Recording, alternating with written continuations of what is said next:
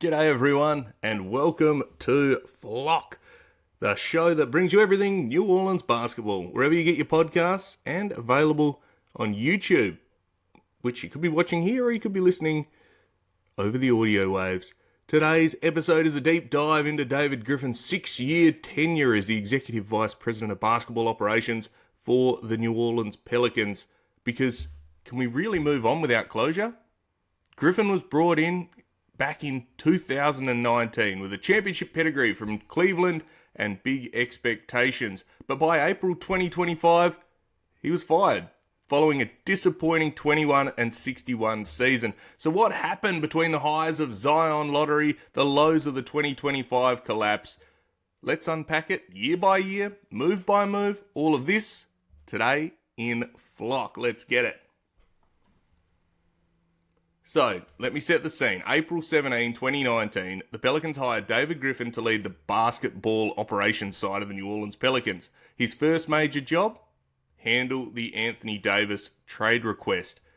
We know the story behind that. We had the That's All Folks t-shirt. He was playing the minimum amount that he was allowed, then he was subbed out. He'd basically checked out. It was inconsolable differences between the Pelicans and the Anthony Davis camp.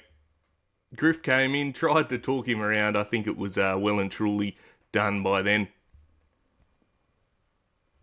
You lose Anthony Davis to the Lakers, and then lottery hits. The Pelicans win the number 1 overall draft pick and select Zion Williamson, immediately shifting the franchise's trajectory. Zion is dubbed as a generational prospect. Someone you don't build around, but you build everything around. Franchise altering. The hype of this kid, we knew. You know, on July 6, 2019, Griffin trades Anthony Davis to the Lakers for a significant haul. We got B.I., Lonzo Ball, Josh Hart, the number 4 pick in 2019, and we later flipped that, and multiple first round picks, future picks, and pick swaps. The team used the draft capital, so that pick 4, they split it, and went and got Jackson Hayes at pick 8, Nickeil Alexander at pick 17, and then traded into the second round for Didi Louzada, Sydney Kings legend. Griffin kept Alvin Gentry on as the head coach for the 2019-2020 season. That year, the team started slow in spurts and then finished 30-42, missing the playoffs in that Orlando bubble. It was the COVID, thanks to Rudy Gobert, shutting it all down when he licked all the microphones. In that game, Zion only played 24 games, but when he did play, there was this flash of dominance, averaging over 22 points a game. B.I. was named an All-Star, Most Improved Player. The foundation, it looked really promising. Young, athletic, flexible. This is the new look Pelicans, right? We saw it, our eyes lit up. If you're going to rebuild, this is how you do it. Get these young guys that had some flashes in Lakers that just needed a fresh start, get out from underneath the bright lights of Hollywood and set your sights of owning New Orleans. And gosh, there was some hope. Now, the next step in this journey was tweaking the roster. We had to tighten the defense. In October 2020, Griffin fired Gentry. He said he had the answers to the test, and he still failed. It was a famous quote. And he went and hired Stan Van Gundy, the opposite of Gentry. You know, a hard, authoritarian coach, old school, no-nonsense style. And Griffin was hoping that would whip the young team into shape. You know, let's get these guys really locked in on defense, buy in. He traded Drew Holiday, who he said he'd handed the keys to, a franchise cornerstone, and that went to the Milwaukee Bucks. In return, the Pelicans got Bledsoe, George Hill, which later flipped on, and 3 future first-round picks and pick swaps. The treasure chest is just building of assets. Drew Holiday goes on to win a championship. You did right by me, he said about New Orleans. That's all you can hope. You know, this trade, it signaled a shift. Griffin was leaning into the rebuild, albeit one with Zion as the centerpiece. But his next move raised eyebrows. He went and got Steven Adams. He went and got big bruiser, big Kiwi center, and immediately extended him to 2 years, $35 million. Hadn't even seen him on the court. There you go, have a couple of years, let's lock you in. He wanted that toughness, that big, strong, brute of a man. And if you've read his book, it's really, really interesting. I would recommend that about Steven Adams. Fantastic guy and also, advocate for Kiwi basketball. But anyway, Adams alongside Bledsoe formed a tough but spacing challenge starting five. Zion was driving to the rim. Ingram was operating in that mid-range. Spacing was a concern. I remember us talking at the start of that season, we can use vertical spacing, things like that, using Steven Adams to set screens and open it up. Well, all it showed was that everyone wanted to operate in the same area, and it quickly started to unravel. Zion had a stellar season. He averaged 27 points, made his first All-Star game, but the Pelicans couldn't close games, and we ranked near the bottom defensively, finished 31 and 41 and missed the play-in. Really disappointing. They said this was a hard season, right? You were on 2 weeks locked in hotels at a time, had all the COVID restrictions still, but it also made the guys focused, right? Because all they could do was, the only time you got out of your hotel room was to go and play basketball. Unfortunately, after one season, Van Gundy was fired in June 2021 with reports citing poor player relationships and philosophical clashes. And we know now that there were some clashes with some of the key players. And while some players liked that sort of go and do 3 hours of training, other players didn't. So they made the decision, no, we'll get rid of, we're gonna get rid of Stan Van Gundy. So 2 years in, Griffin has already cycled through 2 head coaches. One he inherited, one that he picked, but at least he moved quickly. This is not the right fit. Let's move on. Now, July 2021, let's fast forward. It brought in a new approach. Griffin hired Willie Green. First-time head coach, known for his communication skills, player rapport. Well regarded at the Warriors, been part of that championship. Had worked under Monty Williams in Phoenix, who had just gone to the finals as well. This was the up-and-coming lead assistant that was ready to take that step. Great resume. If you were going to get a first-time head coach, Willie Green was the guy. And he came in, had that presence. He had his first, I vividly remember his first interview, his first press conference where he got up and he really held the room. He was confident, well-spoken, talked about what he wanted to deliver, and it was exciting for us as a young team. Let's get a young coach. I think he was 38 or something at the time when they picked him up. Let's all grow together. Let's develop. Let's win some games. In that draft, Griffin traded down pick 10 we got. He traded that and got Trey Murphy at pick 17. So we were like, okay, well, here we go. Looked like a great 3-and-D prospect, good shooter, good size. Subtle foreshadowing is how good he is. Griff also signed Devontae Graham to a 4-year, $47 million deal in a sign trade. Cost a first-round pick. Graham was meant to be that shooter, a shooting point guard. He'd had a great season at Charlotte. And unfortunately, he struggled to fill the void that was left by Drew Holiday. Wasn't a defender. He was a scorer. That season, he won us a couple of games off his own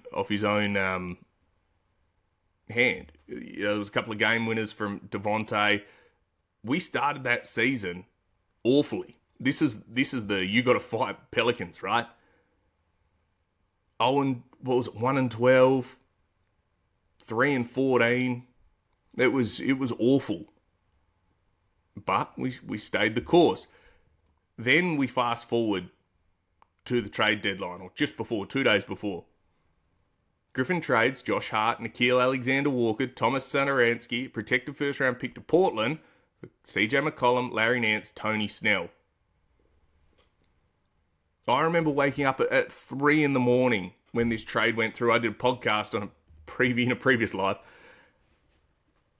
He was the turning point. We were getting some legitimacy. You were getting a guy that averaged 20 points a game. He wanted to come here. Portland were into a rebuild, and this showed that, no, let's get serious. We're going to make a push this year. CJ brought that veteran presence, shot creation, off-court leadership, president of the Players Association. And the team rallied late. we went 13-10 post-trade, made the play-in, beat the Spurs and the Clippers, and reached the playoffs. That's the famous, you've got to fight, get your freaking head up. And in that last quarter, we went ballistic and won. We pushed the Phoenix Suns, who ended up going all the way, not winning, to 6 games in round 1.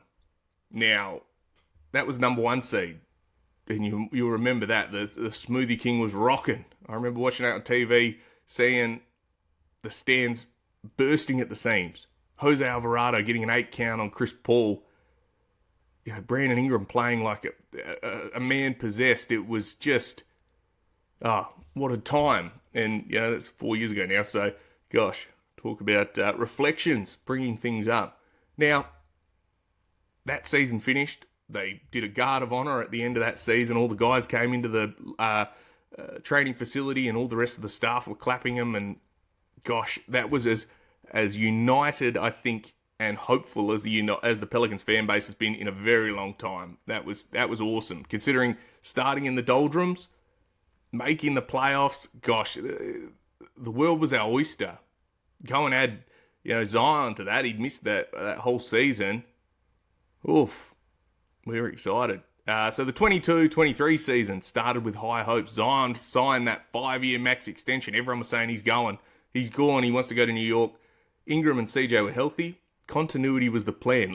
Let's see what we've got with these 3 guys, the big 3. And it worked. Let's not forget that. For a while, at least, by January 1, the Pelicans were 23-12, sitting atop the Western Conference. Zion looked every bit the All-NBA player. I was there. That was my first time coming to New Orleans, second time, but first time for the Pelicans. That was incredible. We absolutely smashed every team that came in front of us. It was awesome. Then the new year started. January 2, disaster struck. And Zion suffered a hamstring strain against Philadelphia. It was an away game.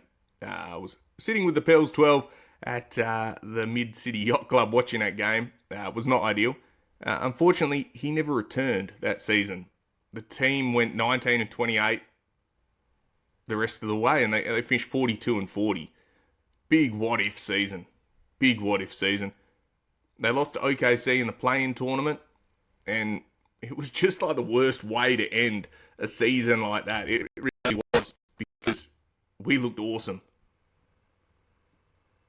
And, this is, again, you foreshadow this whole era is what if. Now, critics question the lack of deadline moves, particularly with so many assets in hand. Like the offense had faltered without Zion, and a trio of CJ, Ingram, Jonas Valanciunas. They just couldn't consistently generate offense. It was dire at times. As soon as Zion was gone, we fell in a hole. Some bright sparks, of course. Herb Jones continued to impress defensively. Trey Murphy had a breakout stretch, but again, as I said, another what-if season. It was heartbreaking. Now came the year with no excuses. Zion played a career-high 68 games. CJ and Ingram were mostly healthy. The Pelicans had drafted Jordan Hawkins in at number 14. He was a great sharpshooter out of UConn. We needed more shooting. We need to go and get shooting. Let's get it out the draft. Herb Jones was re-signed, 4-year, $54 million deal. It was great value for an elite perimeter defender. I think he was 25. Team finished 49-33 and earned the number 7 seed. And then had to go through the play-in. And the rest we know. Zion's fateful hamstring injury in the play-in game against the Lakers meant that it was always going to be tough. But again, familiar issues resurface. No Zion, no Pelicans. They faced the OKC Thunder again, this time in round 1, and we got swept. This is, last season we looked great, and then we get to the end, and we fall in a heap. Now, despite the internal growth, no deadline deals were made to address the glaring needs of the secondary ball handler, rim protector, and floor spacer. Look, we traded Brandon Ingram. Not until a year too late. We knew he was coming off. Perhaps that was the move. But we needed BI to carry us, and instead he got absolutely hammered by Lou Dort. Now, on reflection, BI's fit alongside Zion remained clunky. They wanted to operate in the same place. CJ's age was starting to show. He changed from that scorer, the herky-jerky sort of scorer, get to the basket to become that three-point sniper. But that was a change in role, and he had to continually evolve. We know for CJ's whole tenure, he was brought in as the third guy, basically played as the lead guy for most of his time. Unfortunately, this team never lived up to its hype. Griffin's philosophy of patience and continuity had limits, and the ceiling of this core, it seemed, capped out. We knew what we had, regardless of, all the talent on paper. If you can't stay healthy, you can't win in this league. And a lot of it's about luck, right? You get lucky as who you get to come across. But unfortunately, the Pelicans ran out of it. So the 2024 off-season rolled around, obviously last year, and Griffin, he made a bold swing. He traded for DeJounte Murray, former all-star guard from Atlanta, and he sent out Dyson Daniels, Larry Nance Jr., EJ Liddell, and some draft picks. And the hope was that you could get a former all-star to become that lead guard, this major ball handler, to be able to share the load with Zion. And, he's also insurance. We thought this guy, he's a 20 points per game scorer. He's been an all-star. He knows how to lead. But what we saw was an awkward fit. The first game, DeJounte Murray breaks his hand. He then proceeds to have the worst year of his life, on and off the field. And we just fell apart. Murray needed the ball, CJ needed the ball, Ingram needed the ball, Murray got injured, CJ got injured, BI got injured, Zion was injured, Herb got injured, Jose got injured, Trey got injured, Zion came back and got injured again. We had so many games missed from injuries, and all it showed is that something's got to give. You add in a lack of fit, more defensive lapses. We were awful last year. Chemistry issues this season, it was a disaster. You could not call it anything less than a disaster. It was awful. We got 21 and 61 season, the second worst in franchise history. By season's end, the fans were frustrated. The team had regressed badly. And on that fateful April 14, 2025, Griffin was dismissed. Now, Gail Benson announced the change, stating that a fresh approach was needed. And, you had 6 years to do it, right?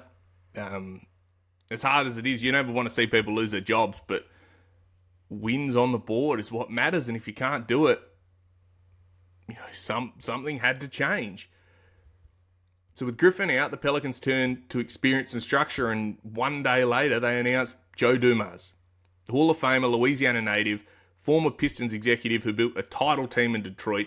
He was brought in to lead basketball operations and right the ship. Gail had had some interactions with him apparently throughout the journey, particularly working with him at the NBA, and brought him in to build a culture of discipline, I suppose. He quickly hired Troy Weaver, who was the former Pistons GM, longtime Thunder front office lieutenant, as the new GM, and together they signaled a hard pivot away from Griffin's model. And now all we do is get things, recruit players and people that are associated with Troy Weaver. So, that's definitely different to Griffin. CJ McCollum was traded in July, marking the end of that core.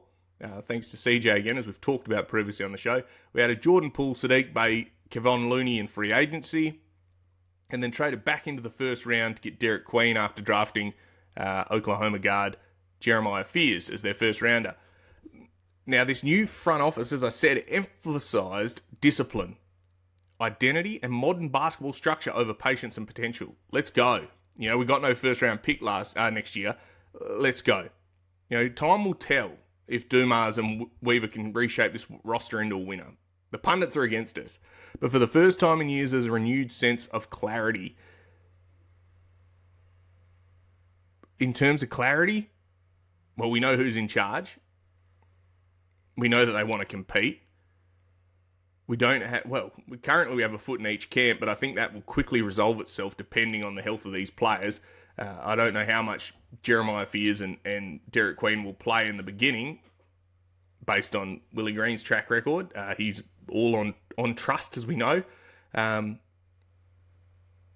yeah, we'll see. So, in conclusion, that's the David Griffin era in New Orleans. 6 years of highs, lows, and plenty of in-betweens. Had some great moments. Had some real high of the highs, lows of the lows. You know, he inherited a mess. He landed Zion. He made a splash with trades like CJ McCollum. He found gems in Herb and Trey and showed patience when others may have panicked. All of that rings true, but ultimately the vision stalled. Too many assets hoarded. Not enough cashed in. Too much patience. Not enough urgency. The Pelicans never won a playoff series under Griffin, and the final act, a 21-win collapse, that sealed his fate. You know, finally, before I sign off on this, you know, I want to say that I had the opportunity to meet Griff when I visit New Orleans just recently, and he was a great bloke. You know, I have nothing to say negatively about him from my interactions with him. Unfortunately, this is a results-driven league, and he was unable to get his team to the expectations that the ownership had. You know, probably the expectations he had himself. But now it's up to Dumas, it's up to Troy Weaver to finish the job that Griffin started or build something entirely new. Whatever they decide to do, they need to make their stake in this. So I'm going to leave it at that.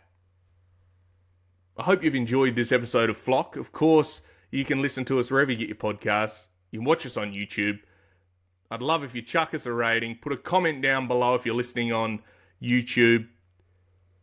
And like and subscribe. It's free, doesn't cost you anything, but we appreciate it over here. And we're going to keep doing these sort of deep dives into the Pelicans. Little bit shorter, but more in-depth review of some of the things that we want to look at. And then we'll start firing up into more of the game reviews and things like that when there's things to talk about. So, as always, I have been Lyle Swithenbank, at Lyle Swithenbank on Twitter. This has been Flock. Let's flock and go. Stay safe, and of course, bye for now.